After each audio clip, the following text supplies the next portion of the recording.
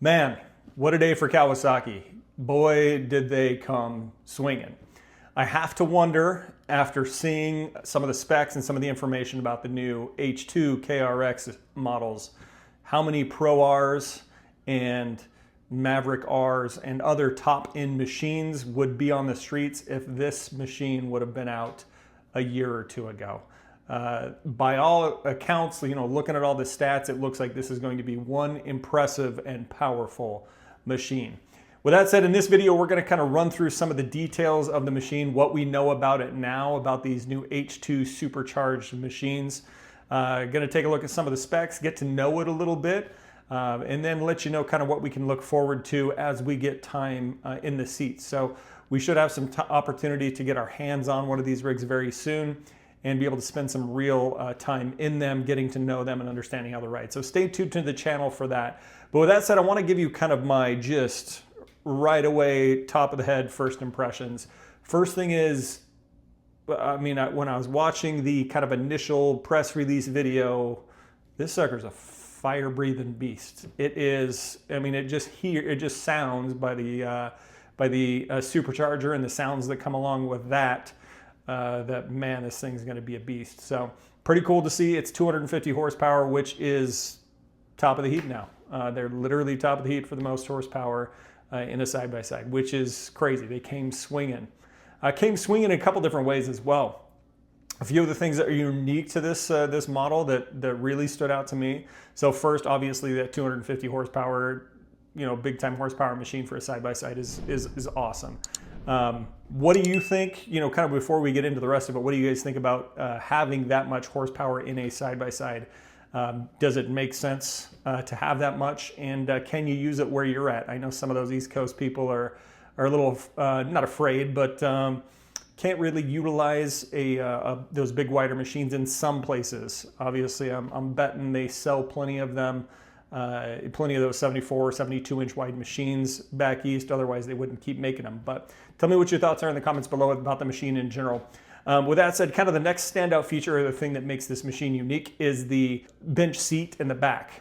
How many side-by-sides do you know of that are 5-seaters that aren't utility machines or aren't sport utility machines? So this KRX4 or KRX5, H2 KRX5 anyway, comes with an option of having a bench seat in the back row, which Garrett and I were talking. I know that's something I would have deeply considered a while back, kind of when my kids were younger. That would have been awesome to have 5 seats in the back and have that option. I know a lot of people put either a bump seat in the back or they'll put a bench seat in the back. So having it able to come from the factory with a 5-seat option is pretty dang slick. The next kind of feature that stood out to me, and this is, I don't know, take it how you'd like to or whatever, but this doesn't look, the initial kind of spy photos looked to me like it was going to be kind of a KRX that had a supercharged engine. It's basically the exact same thing as a KRX, but with, more horsepower. But having seen more detail and a lot more pictures, this thing looks less like the twin of the KRX and more like the KRX's bigger, badder, beefier brother. It's obviously the horsepower and everything else, but it just looks, if you look at some of the images, it looks a little bit different than I think we thought it would come, looking at some of those spy shots that were leaked earlier. The rear design's unique. It has a dual exit exhaust, so in the rear we've got those 2 pipes coming out, which looks cool. And then the rear, if you look at the fenders closely, they do look quite a bit different than your regular KRX.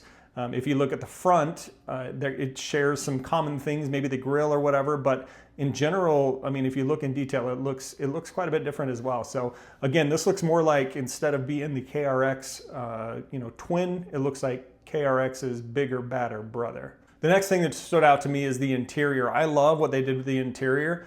I'm not quite clear on whether or not it's the same way in both the deluxe and the standard options, but I love the kind of gray or lighter gray tones that they've got in it, mixed in with the darker stuff, and then the green accent obviously as well. I think the interior looks awesome. I think it looks like they knocked it out of the park. I love how they built the speakers in as well into the doors, just kind of built in automotive style. It looks awesome. It looks, just the interior to me, it looks awesome. Part of that interior on the deluxe model. So in both models, you get that TFT screen, that non-touch control screen that's right there in the middle on your, on your gauge cluster.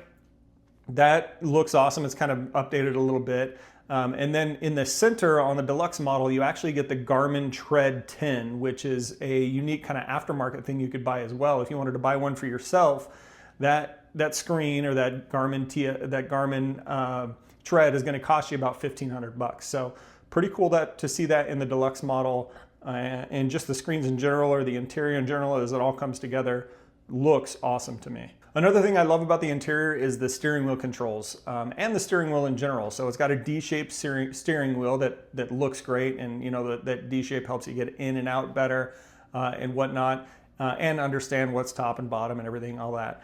But it also has those steering wheel controls on it, which obviously Polaris kind of came to the party with those first.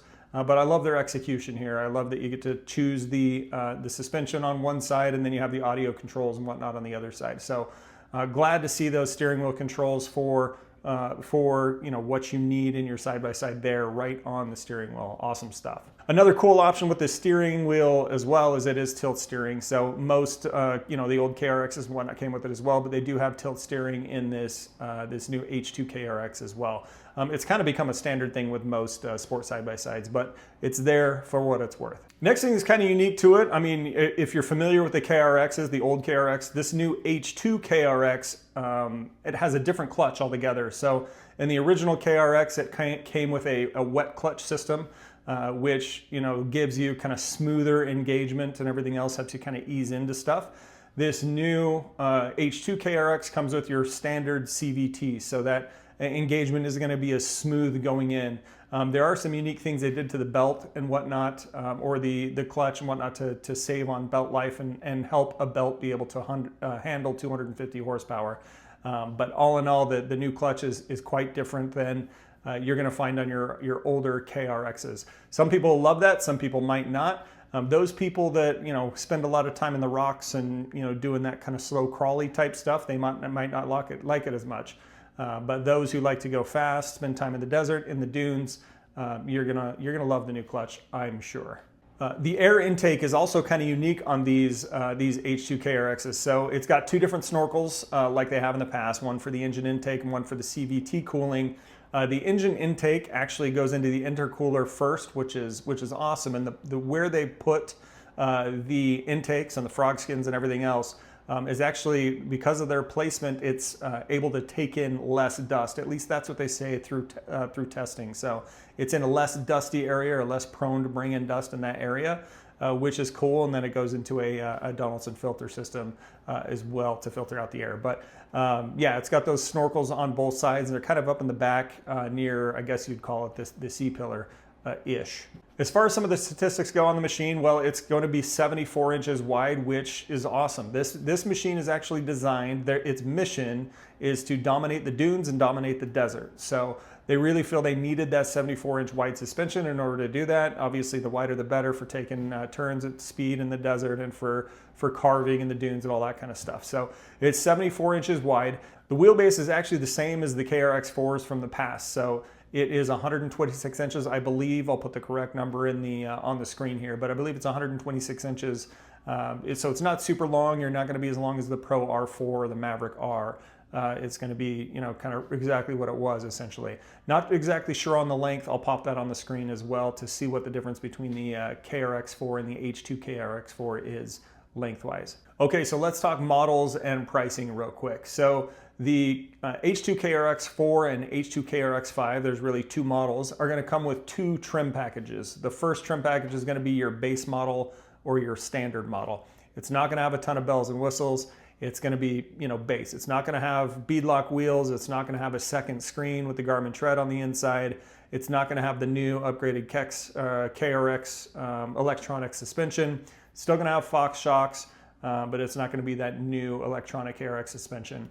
Not going to have your kind of front and rear camera, all that stuff. It won't have, like I said, all the bells and whistles. That standard model comes in at $37,199, which isn't cheap, obviously, but if you compare it to other similar models, it's going to be about $1,800 less than your base model of the Pro R from Polaris, which is really the machine it's competing for, or the market it's competing for, and the machine is competing against anyway. And then it's going to be $2,000 less than the base Maverick R. So it's, you know, not priced. Obviously, prices for side-by-sides are high, especially when you get up to this type of performance machine. But it's not a super high price machine when compared to what people were thinking it was going to come in at. A lot of people, when they saw it was going to come with the, you know, what looked like the Ninja motor, it was going to have 250 horsepower, all that kind of stuff. They were thinking it's going to be at $50,000 or somewhere around there. So it's a bit less for the base model. $37,199 is what you're looking at for MSRP. Now for the deluxe model, you step it up a little bit, right? The deluxe model is going to cost you $43,199, which it's quite a bit more. That's $6,000 more than your base model. But you get this new advanced suspension, you get, you know, the Garmin tread, you get a stereo system, you get a variety of things inside the machine to hopefully make that worth it. You'll get a roof as well. I forgot to mention on the standard model, you're not getting a roof with it. You'll have to throw one of those on. So a bunch of upgrades that do come with the deluxe. How does the deluxe compare to the Pro R Ultimate? Well, a deluxe is going to cost you $3,800 less than a Pro R4 Ultimate, so quite a bit cheaper. And then if you compare it to the top-end Maverick R, it's going to cost you $4,600 less. So $3,800 less than your Pro R4 and $4,600 less than your Maverick R. Quite a bit cheaper than those dominating that piece of the market right now. So really, I feel like Kawasaki, you know, although prices are high for this type of machine, they came in at a price that was more than competitive against who they're coming after. And I think it's going to open some eyes to potentially picking up this machine. One more thing, for the H2 KRX5 or the one with the bench seat in the back, that's going to cost you an extra $500. So you're going to have to pay a little extra to have that seat in the back, but it will give you the opportunity to have 5 passengers in the back. All right, so there's some of the details of the machine. Obviously, this isn't a full breakdown or a full review or anything like that. Just wanted to give my initial impressions and maybe share some of the details about the machine and see what you thought. So let's get the conversation down below going. So let me know in the comments what you think about this new H2 KRX4 and 5. Is it priced right? Is it going to go after the Pro R4s and the Maverick Rs? Is it going to, you know, is it a good competitor against these two machines that are kind of dominating the market right now? What do you think about the supercharged aspect of it as well? I am stoked on the machine. I can't wait to get some time driving it, some time behind the wheel and some hands-on time with it. It looks like it's going to be an awesome option for anyone looking for a top-end high-performance machine. I think anybody that's serious about looking for that type of machine is gonna have to give this new H2 KRX a good hard look before they make a decision, because wow, it's you know, it appears to be, by all the stats and numbers and all the marketing materials, it appears to be one heck of a machine.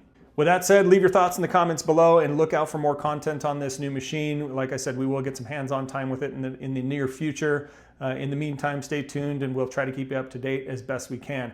Thanks for watching, and we'll catch you on the next one.